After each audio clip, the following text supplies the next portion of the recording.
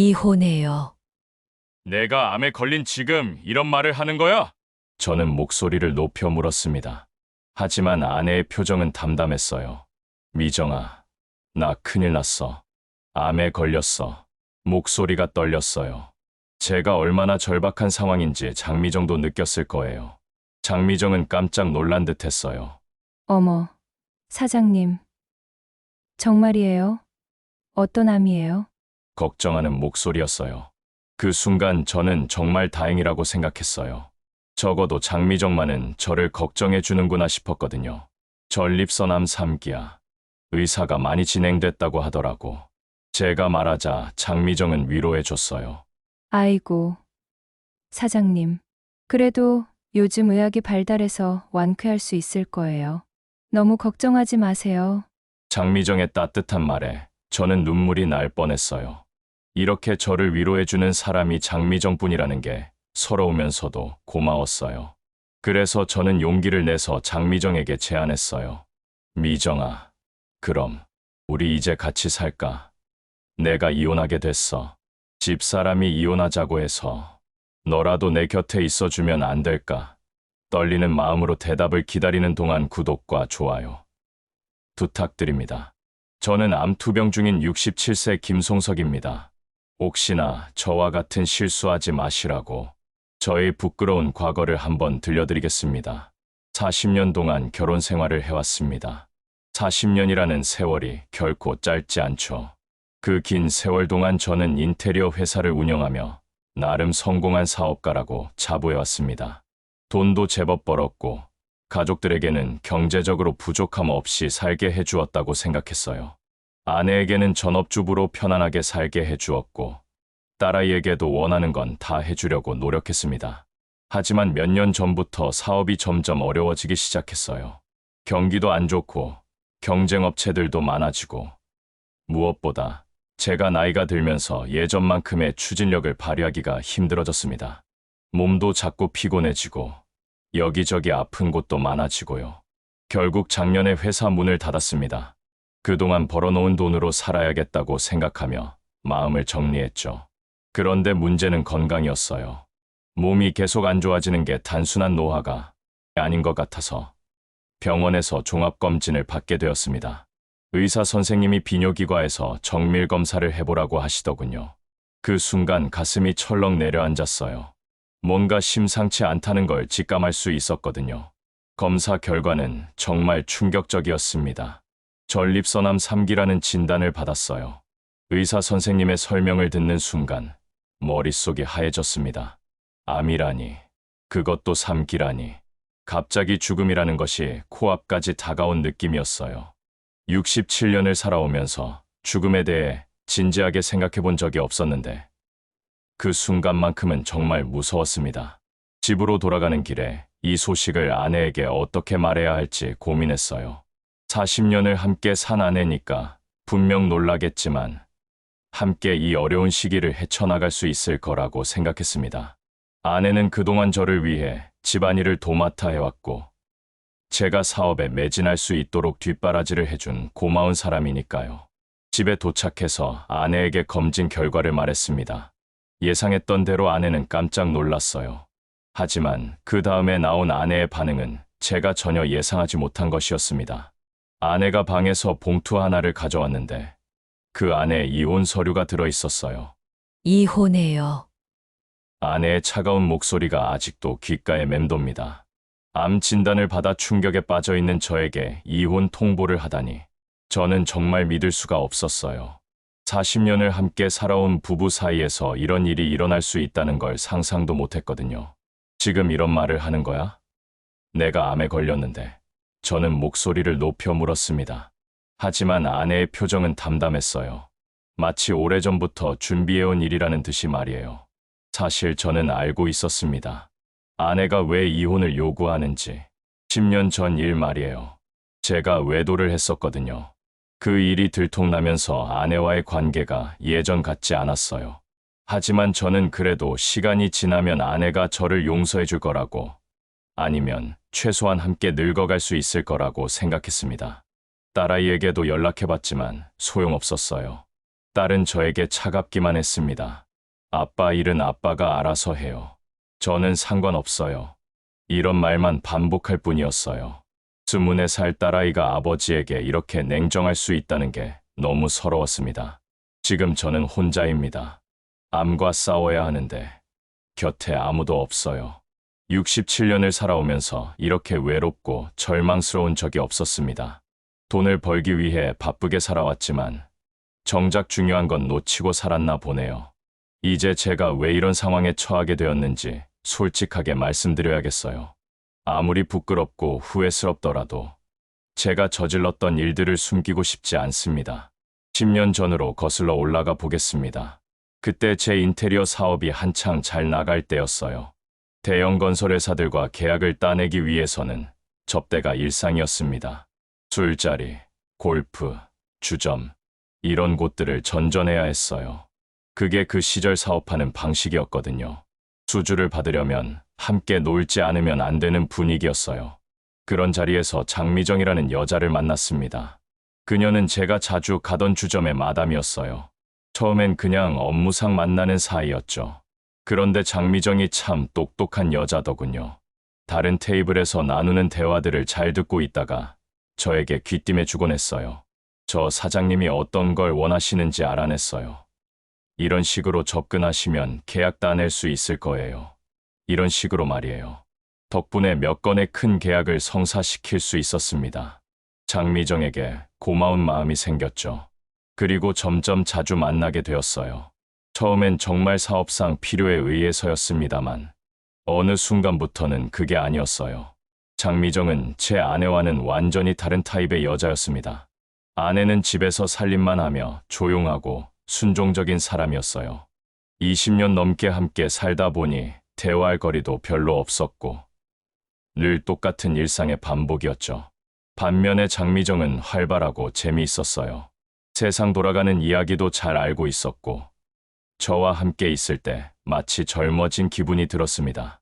그렇게 만나는 횟수가 늘어나면서 어느새 저는 장미정과 부적절한 관계에 빠져들었습니다. 지금 생각해보면 정말 어리석었어요. 67살이 된 지금에서야 그 모든 게 착각이었다는 걸 깨닫습니다. 장미정이 저를 좋아한 게 아니라 제가 주는 돈을 좋아했던 거였죠.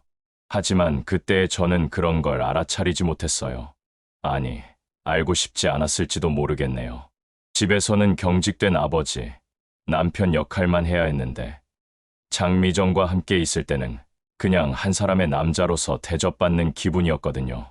5년 동안 그런 관계가 지속되었습니다. 5년이라는 긴 시간 동안 저는 두 여자 사이에서 줄타기를 했어요. 집에서는 아무 일 없는 척 가장 역할을 하고 밖에서는 장미정과 만나는 이중 생활을 했던 거죠. 그런데 10년 전 모든 게 들통났습니다. 어떻게 아내가 알게 되었는지는 지금도 확실하지 않아요. 아마 제가 어디서 실수를 했겠죠. 휴대전화 메시지를 보았을 수도 있고 누군가 아내에게 말했을 수도 있고요. 그날 밤을 잊을 수가 없어요. 아내가 저를 기다리고 있었습니다. 평소보다 훨씬 늦게 들어간 그날, 아내는 거실 소파에 앉아서 저를 쳐다보고 있었어요. 그 눈빛을 보는 순간 모든 게 끝났다는 걸 직감했습니다. 당신, 나한테 할 말 없어요?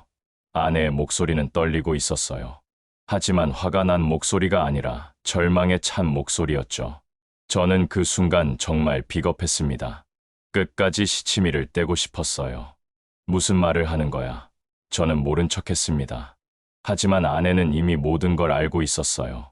제가 장미정과 만나는 장소, 시간, 심지어 제가 장미정에게 준 돈까지 다 알고 있었습니다. 아내가 울기 시작했어요. 30년 결혼 생활에서 아내가 저 앞에서 우는 걸 본 적이 거의 없었는데 그날 아내는 정말 많이 울었습니다. 저는 그제야 사과했어요. 무릎 꿇고 빌었습니다. 다시는 그러지 않겠다고, 장미정과는 완전히 끊겠다고 약속했죠. 하지만 아내의 마음은 이미 돌아서 있었어요. 결국 아내는 조건을 걸었습니다. 제 명의로 되어 있던 역세권 3층짜리 상가를 아내 명의로 바꿔달라는 거였어요. 그 상가는 당시 시세로 5억 원 하는 자산이었습니다. 하지만 저는 거절할 수 없었어요. 그게 아내가 저를 용서해주는 조건이라면 기꺼이 해야 한다고 생각했거든요.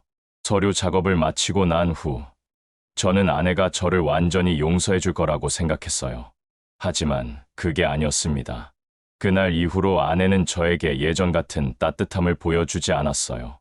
대화도 줄어들었고, 함께 있어도 어색한 분위기가 계속되었죠. 그래도 저는 시간이 지나면 괜찮아질 거라고 생각했습니다. 언젠가는 아내가 다시 저를 사랑해 줄 거라고, 우리가 다시 예전처럼 화목한 부부가 될 수 있을 거라고 믿었어요. 그래서 10년을 참고 기다렸습니다.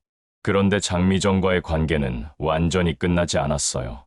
이게 제가 가장 후회하는 부분입니다. 아내에게 다시는 만나지 않겠다고 약속해놓고도 저는 그 약속을 지키지 못했어요. 물론 예전처럼 자주 만나지는 않았어요. 하지만 가끔씩 장미정에게서 연락이 오면 거절하지 못했습니다. 사장님, 요즘 어떻게 지내세요? 이런 안부 전화가 오면 괜히 반가워서 만나자고 했죠. 그리고 만날 때마다 용돈을 줬어요. 지금 생각해보면 정말 바보 같은 일이었어요. 장미정은 저를 사랑해서 만나는 게 아니라 돈 때문에 만나는 거였는데 저는 그걸 모르고 있었어요. 아니, 알면서도 모르는 척했을지도 모르겠네요. 장미정은 주점 마담 일을 그만둔 후에 뚜렷한 수입원이 없었어요. 그녀는 도박에 빠져서 그동안 모아둔 돈을 다 날려버린 상태였거든요. 그런 그녀에게 제가 주는 용돈은 생활비나 다름없었을 거예요. 저는 그런 장미정을 불쌍하게 생각했어요. 혼자 살면서 경제적으로 힘들어하는 그녀를 그냥 외면할 수가 없었거든요. 그래서 한 달에 한두 번씩은 만나서 식사도 하고 용돈도 주곤 했습니다. 물론 아내는 모르게 말이에요. 이런 식으로 10년이 흘렀어요. 겉으로는 아내와 화해한 것처럼 보였지만 실제로는 여전히 장미정과 애매한 관계를 유지하고 있었던 거죠. 저는 정말 이중적인 삶을 살고 있었어요. 그동안 장미정은 제게 가끔씩 말했어요. 사장님, 저는 사장님이 부인분과 평생 행복하게 사셨으면 좋겠어요. 그리고 이렇게 저와 가끔씩 말동무해 주시면 됩니다. 이런 말을 들을 때마다 장미정이 참 착한 여자라고 생각했어요. 욕심 부리지 않고 제 가정을 파괴하려고 하지도 않고 그저 조용히 지내면서 가끔 만나자고만 하니까요. 하지만 지금 생각해보면 그것도 계산된 태도였을 거예요. 장미정은 제가 이혼하면 자신에게 오는 용돈이 끊어질 수도 있다는 걸 알고 있었던 거죠. 그래서 일부러 제 가정을 건드리지 않았던 것 같아요. 59세가 된 지금까지도 장미정은 결혼하지 않고 혼자 살고 있어요. 아마 저에게서 받는 용돈으로 생활하는 게 결혼해서 남편 뒷바라지 하는 것보다 편하다고 생각했을 거예요. 그리고 저도 그런 장미정의 태도가 고마웠어요. 복잡하게 만들지 않고 그저 조용히 지내주니까요. 그런데 문제는 아내였어요. 저는 아내가 시간이 지나면 예전처럼 따뜻하게 대해줄 거라고 기대했는데 아내는 점점 더 차갑게 변해갔어요. 대화도 점점 줄어들었고 함께 있어도 마치 남남처럼 느껴졌죠. 그래도 저는 포기하지 않았어요. 아내에게 잘해보려고 노력했거든요. 생일이나 결혼기념일에는 꼭 선물을 준비했고 가끔 여행도 함께 다녔어요. 아내가 좋아할 만한 맛집도 찾아서 데려갔고요. 하지만 아내의 반응은 늘 시큰둥했어요. 고맙다는 말은 했지만 진심으로 기뻐하는 것 같지는 않았어요.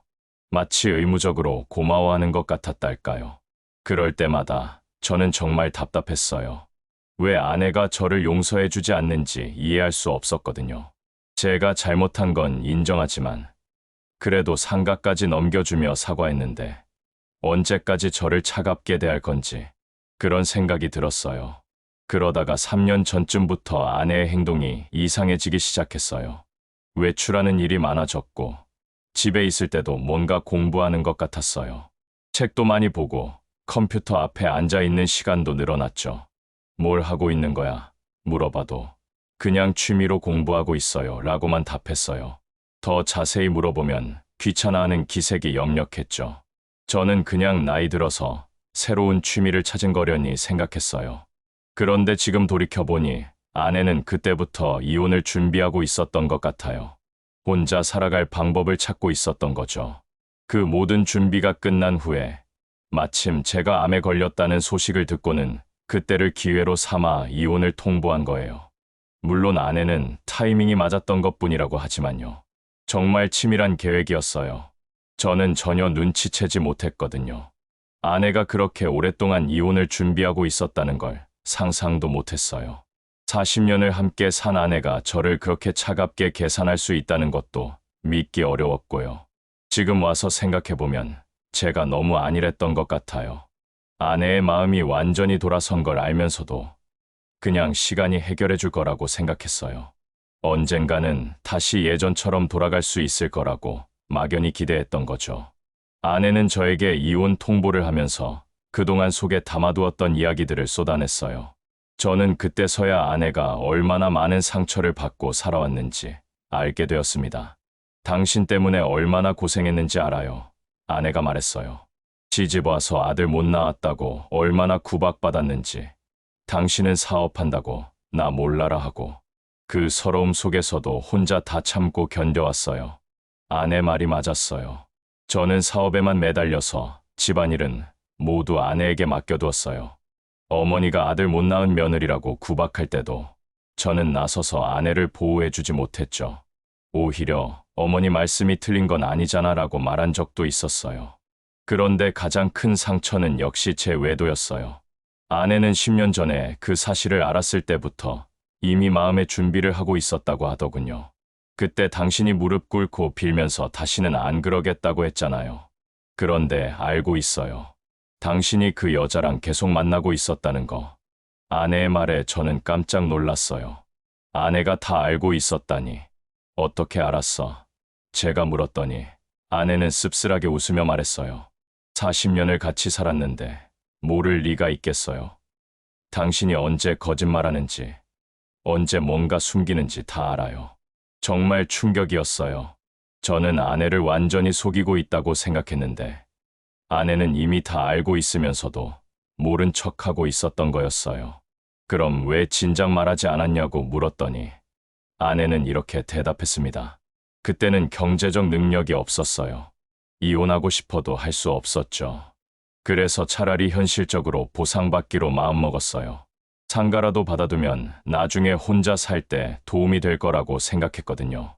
아내는 그때부터 계획을 세우고 있었던 거예요. 상가에서 나오는 월세 수입을 보면서 부동산에 관심을 갖게 되었고 결국 공인중개사 자격증까지 따게 된 거죠. 3년 전부터는 본격적으로 공인중개사 일을 시작해서 이제는 혼자서도 충분히 생활할 수 있는 수입을 올리고 있다고 하더군요. 이제는 당신 없이도 살 수 있어요. 그러니까 이혼해요. 아내의 목소리에는 확신이 담겨 있었어요. 더 이상 저에게 기댈 필요가 없다는 것이었죠. 저는 그제야 깨달았어요. 아내가 얼마나 치밀하고 현실적인 사람인지, 그리고 제가 얼마나 아내를 우습게 봤는지를 말이에요. 저는 아내가 저 없으면 살 수 없을 거라고 생각했는데 아내는 이미 오래전부터 저 없는 삶을 준비하고 있었던 거예요. 저는 절망했지만 포기할 수 없었어요. 암까지 걸린 상황에서 혼자 남겨진다는 게 너무 무서웠거든요. 그래서 아내에게 매달렸습니다. 정말 추악하게 매달렸어요. 여보, 제발, 제발 이러지 마. 내가 암에 걸린 걸 아는데 어떻게 이런 말을 할 수 있어? 저는 울면서 아내에게 빌었어요. 내가 잘못했어. 정말 잘못했다고. 이제부터라도 잘할게. 그러니까 같이 살자. 하지만 아내는 냉정했어요. 이혼 원인은 당신의 외도 때문이에요. 당신의 암 때문이 아니라고요. 그걸 헷갈리지 마세요. 그럼 그 일은 상가로 다 해결된 거 아니야? 내가 5억짜리 상가를 다 넘겨줬잖아. 저는 목소리를 높였어요. 하지만 아내의 반응은 더욱 차가워졌습니다. 그게 용서의 대가였다고 생각해요. 그건 당신이 저질렀던 일에 대한 최소한의 보상이었을 뿐이에요. 아내가 말했어요. 진짜 용서는 마음으로 하는 거예요. 저는 당신을 마음으로 용서한 적이 없어요. 그 말이 가슴에 비수처럼 꽂혔어요. 10년 동안 저는 아내가 저를 용서했다고 착각하고 살았던 거였어요. 하지만 아내는 단 한 번도 저를 용서한 적이 없었던 거죠. 저는 더욱 절실하게 아내에게 매달렸어요. 그럼 내가 뭘 해야 돼? 뭘 하면 용서해 줄 거야? 내가 가진 거 다 줄게. 아파트도 주고 땅도 다 줄게. 그러니까 제발 같이 살자. 제가 가진 재산을 다 넘겨주겠다고까지 했어요. 아파트와 남은 땅을 합치면 몇억 원은 될 텐데 그것까지 다 주겠다고 했던 거죠. 그만큼 절박했어요. 하지만 아내는 고개를 저었어요. 필요 없어요. 저는 이제 혼자서도 잘 살 수 있거든요. 당신의 재산이 필요한 게 아니라 당신이라는 사람 자체가 필요 없다는 거예요. 정말 냉혹한 말이었어요. 40년을 함께 산 아내가 저에게 할 수 있는 말이라고는 믿을 수 없었어요. 하지만 아내의 눈빛을 보니 진심이라는 걸 알 수 있었어요. 그럼 내가 죽으라는 거야? 암 걸린 늙은이 혼자 어떻게 살라는 거야? 저는 울부짖었어요. 정말 추악한 모습이었죠. 하지만 그때는 자존심 같은 건 없었어요. 그저 살고 싶었어요. 그건 당신이 알아서 하세요. 저는 이제 제 인생을 살고 싶어요. 아내의 대답은 단호했어요. 40년 동안 당신을 위해서만 살았어요. 이제는 제 자신을 위해 살고 싶어요. 그 순간 저는 깨달았어요. 아내에게 저는 이미 과거의 사람이었어요. 아내의 인생에서 필요 없는 존재가 되어버린 거였죠. 아무리 매달리고 빌어도 소용이 없었어요. 하지만 저는 포기할 수 없었어요. 마지막으로 딸아이에게라도 도움을 요청해 보려고 했어요. 혹시나 딸이 저희 부부 사이를 중재해 줄 수 있을까 하는 희망을 가졌거든요. 언주야, 아빠가 암에 걸렸어. 그런데 엄마가 이혼하자고 해. 넌 어떻게 생각하니? 딸에게 전화를 걸어서 말했어요. 하지만 딸의 반응은 예상했던 것보다 훨씬 차가웠어요. 아빠가 그동안 뭘 했는지 모르는 줄 알아요? 엄마가 얼마나 힘들어했는지 아세요? 이제 와서 아픈 척하지 마세요. 야, 이게 아픈 척이냐? 아빠가 정말 암에 걸렸다고. 저는 화가 났어요. 딸이 저를 그렇게 생각한다는 게 너무 서러웠어요. 그래서 뭘 어쩌라는 건데요? 제가 뭘 해줄 수 있는데요? 딸의 목소리는 짜증이 섞여 있었어요. 아빠는 제가 어릴 때부터 집에 없었잖아요. 저녁밥도 같이 먹어본 기억이 거의 없고 학교 행사에도 안 오셨잖아요. 그런 아빠가 지금 와서 뭘 바라는 거예요? 딸의 말이 맞았어요. 저는 정말 아버지 역할을 제대로 못했어요. 사업에만 매달려서 가족과 함께하는 시간을 소홀히 했죠. 그런데 이제 와서 딸에게 도움을 요청한다는 게 뻔뻔한 일이었나 보네요. 결국 집안 사람들로부터는 아무런 도움도 받을 수 없다는 걸 깨달았어요. 그래서 저는 마지막 희망을 걸고 장미정에게 연락했습니다. 혹시나 그녀라도 제 곁에 있어줄 수 있을까 하는 마음이었어요. 미정아, 나 큰일 났어. 암에 걸렸어. 전화로 장미정에게 제 상황을 말했어요. 목소리가 떨렸어요. 제가 얼마나 절박한 상황인지 장미정도 느꼈을 거예요. 장미정은 깜짝 놀란 듯 했어요. 어머, 사장님, 정말이에요. 어떤 암이에요? 걱정하는 목소리였어요. 그 순간 저는 정말 다행이라고 생각했어요. 적어도 장미정만은 저를 걱정해 주는구나 싶었거든요. 전립선암 3기야. 의사가 많이 진행됐다고 하더라고. 제가 말하자 장미정은 위로해 줬어요. 아이고, 사장님. 그래도 요즘 의학이 발달해서 완쾌할 수 있을 거예요. 너무 걱정하지 마세요. 장미정의 따뜻한 말에 저는 눈물이 날 뻔했어요. 이렇게 저를 위로해주는 사람이 장미정뿐이라는 게 서러우면서도 고마웠어요. 그래서 저는 용기를 내서 장미정에게 제안했어요. 미정아, 그럼 우리 이제 같이 살까? 내가 이혼하게 됐어. 아내가 이혼하자고 해서 너라도 내 곁에 있어주면 안 될까? 잠깐 침묵이 흘렀어요. 그리고 장미정은 뭔가 당황한 기색이 역력했어요. 사장님, 그게... 장미정이 말을 더듬었어요. 저는 누군가와 같이 사는 게 별로 안 좋아해요. 그래서 지금까지 결혼도 안 하고 혼자 살아온 거거든요. 순간 머리가 하얘졌어요. 장미정마저 저를 거절한다는 건가요? 10년 동안 제가 용돈을 주며 돌봐줬는데 정작 제가 힘들 때는 함께 해주지 않겠다는 건가요? 미정아, 그렇게 말하지 마. 10년 동안 우리가 어떤 사이였는데 내가 지금 얼마나 힘든지 알잖아. 저는 애원하듯 말했어요. 하지만 장미정의 대답은 냉정했어요. 사장님, 저도 힘들어요. 저는 제 생활이 있고 제 방식으로 사는 게 편해요. 같이 산다는 건 정말 어려울 것 같아요. 장미정이 얼마나 당황하고 부담스러워하는지 느낄 수 있었거든요. 그럼 가끔이라도 찾아와 줄 수 있어? 내가 정말 외로워서. 저는 마지막 부탁을 했어요. 같이 살 수는 없어도 가끔씩이라도 만날 수 있으면 좋겠다고 생각했거든요. 그건 나중에 보죠. 사장님이 치료 잘 받으시고 건강해지시면. 장미정은 애매하게 대답했어요. 하지만 저는 그것도 거절이라는 걸 알 수 있었어요. 저는 정말 절망했어요. 내연관계라는 게 이런 거구나 싶었어요.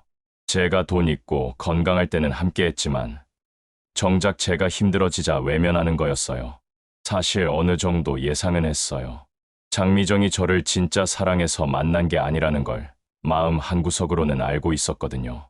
하지만 막상 직접 거절당하니까 정말 서러웠어요. 10년 동안 제가 뭘 한 거지.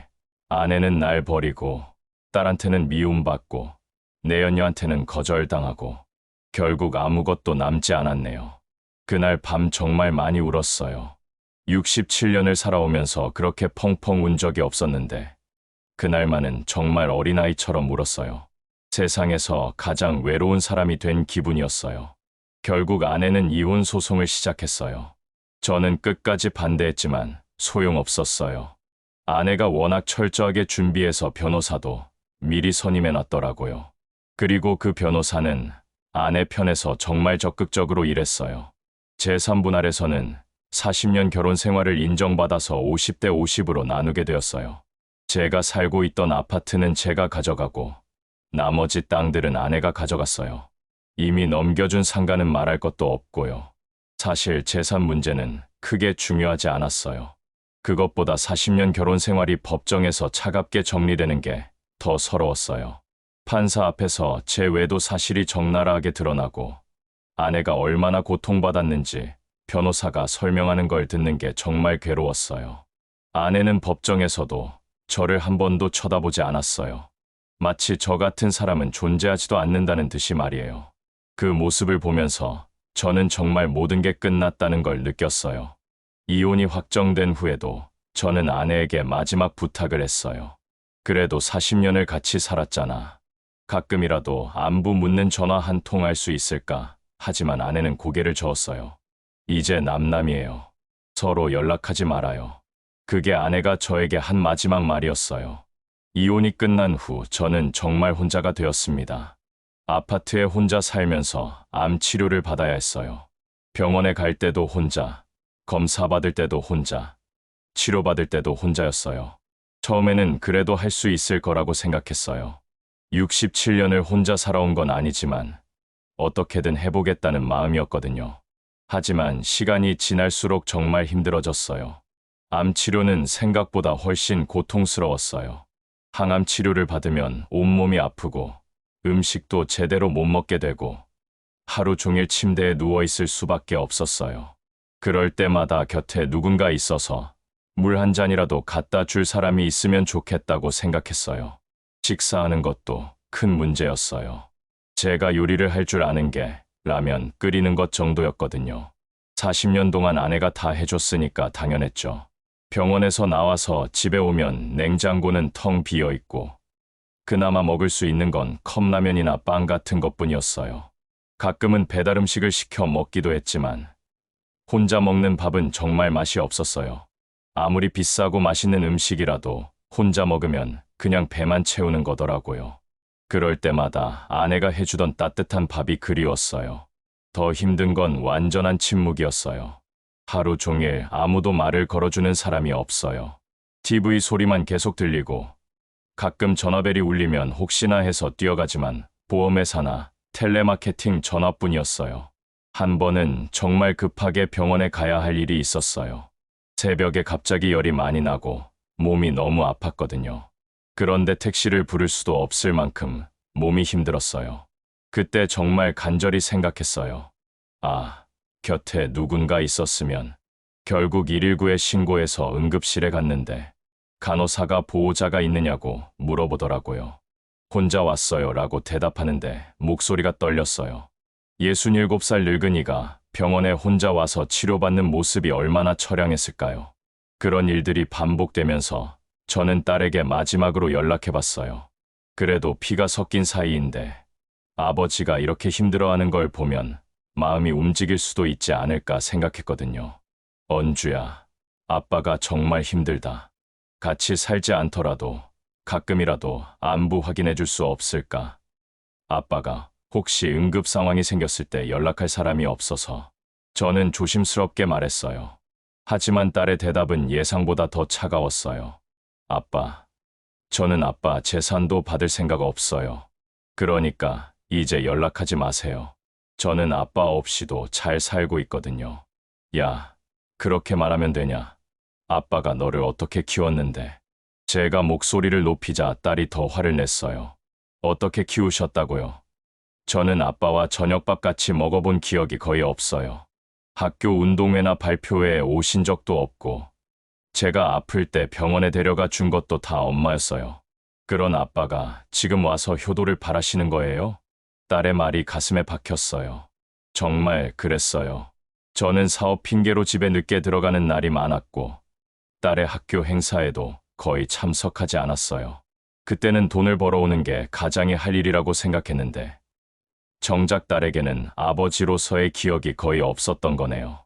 그래도 아빠인데, 제가 약하게 말했지만 딸은 단호했어요. 아빠라는 이름만 있지, 실제로는 아버지 역할을 하신 적이 없잖아요. 이제 와서 아버지 대접받으려고 하지 마세요. 그렇게 딸과의 연락도 완전히 끊겼어요. 이제 정말 세상에서 혼자가 된 거였어요. 몸은 점점 더 안 좋아졌어요. 암이 더 진행된 건지 아니면 혼자 사는 스트레스 때문인지 식욕도 없고 기력도 떨어졌어요. 하루 종일 침대에 누워서 천장만 바라보는 날이 많아졌어요. 그러다가 어느 날 결심했어요. 이렇게 혼자서는 더 이상 버틸 수 없겠다고. 그래서 요양병원을 알아보기 시작했어요.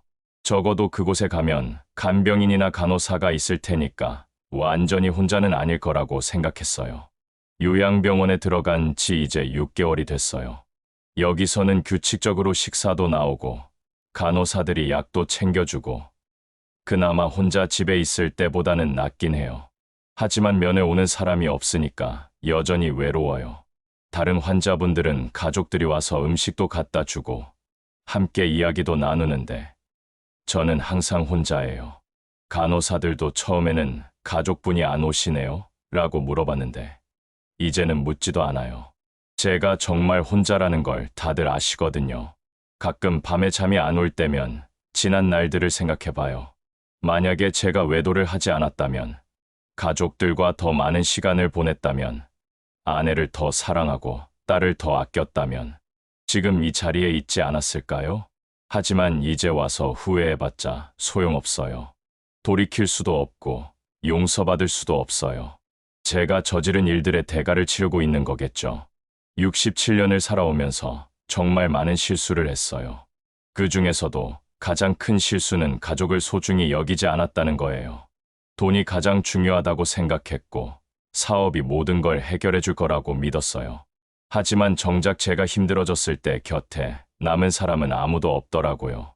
이 이야기를 듣고 계시는 분들께 말씀드리고 싶어요. 돈보다 중요한 게 가족이에요. 사업보다 소중한 게 사랑하는 사람들과 함께하는 시간이에요. 저처럼 모든 걸 잃고 나서야 깨닫지 마시고 지금이라도 가족들을 더 사랑해 주세요. 저는 이제 얼마나 더 살 수 있을지 모르겠어요. 하지만 남은 시간 동안은 제가 저질렀던 잘못들을 반성하면서 살아가려고 해요. 비록 늦었지만 그게 제가 할 수 있는 마지막 일인 것 같거든요. 여러분들은 저 같은 실수하지 않으실 거라 믿고 마지막으로 구독과 좋아요, 그리고 알람 설정까지 부탁드립니다. 긴 이야기 들어주셔서 고맙습니다.